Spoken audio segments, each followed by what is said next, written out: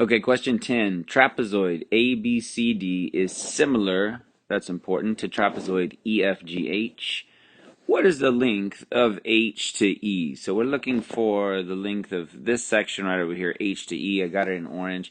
Well, let's check and see. They're similar, so we know that they share the same angles, which is cool. I see 127, 127, 53, 53. Yeah, that works.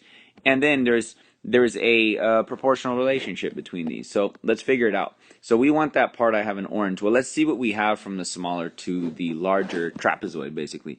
So check this out. The side that corresponds with HE looks like it's this 12 right over here.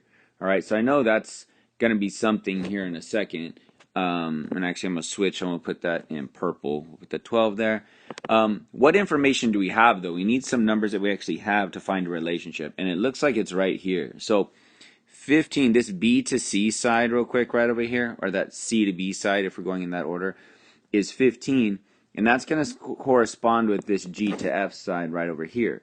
Okay, so that might help us real quick come up with, let me go in orange, our relationship that we have, our proportional relationship. So let's write it up. Let's start with the values that we have. We have 15 here, okay, and then we have 12 together. So we can write basically a 15 to 12 proportion on the smaller trapezoid. And in the larger one, we've got, if we match this up correctly, we've got 25 there. That's kind of our numerator spot. And then we've got H to E, which is what we need to solve for. Okay. Now, I think this one was difficult because when you look initially and you're looking for a relationship, I mean, obviously you're going to look at the top here, 15 and 25, but 15 doesn't go evenly into 25, and I know that kind of causes a headache. So you can still divide it out. And I saw students working on this as they worked through the assessment. So I'll do it real quick and show you kind of the long form way. You can take 25 and divide it by 15 and figure out how many times it goes in to get a proportional relationship. You're going to get a decimal, so you got to put 0.0. I know division isn't the favorite, but we can do it, all right? We got to just get past the mental block. 15 does not go into 2. You would put a 0 there. 15 goes into 25 one time. It's 15. And then when you subtract, 25 minus 15 is 10. Got to bring down this 0. That's 100. 15 goes into 100 6 times. I think 15 times 6 is 90. And what you're going to see is, and I heard students talking about this, 100 minus 90 again is going to be 10.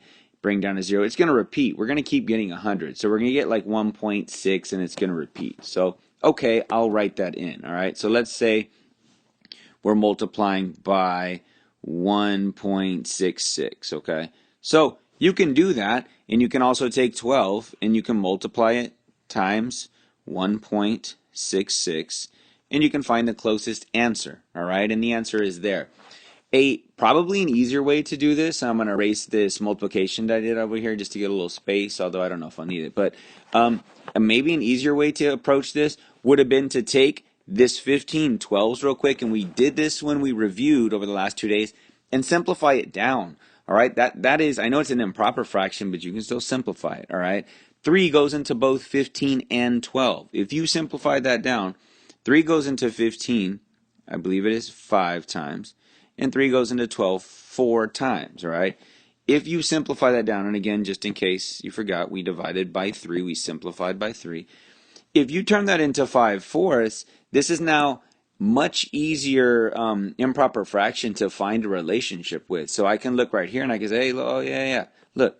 5 into 25. Oh, yeah, that's times 5. Okay, I'm going to write real tiny, guys, but you see times 5 barely right over there. So all I have to do is do 4 times 5 right over there, and we all know 4 times 5 is 20, and 20 is the best answer. And I think if you do the other part where you did 1.66 times 12, is basically a little less than 12 times 2. Your kind of mental math there, I shouldn't say your mental math, but your number sense should tell you you're going to multiply 12 on the other version times 1.66. 12 times 2, 24. Most of y'all know that. It's going to be less than 24. So if it's less than 24, you know the answer is not 36. You know it's not 24. And to me, 7.4 is way too small. So this is another one I think once you really thought about the numbers you were working with and how you set it up, there's a couple different ways to get the answer, but you could have really eliminated a lot of what's going on here. So make sure you do that, really rationalize your answers, and lastly, simplify these proportions. You get 15 over 12 like we had over there, simplify it every time, makes your life easy.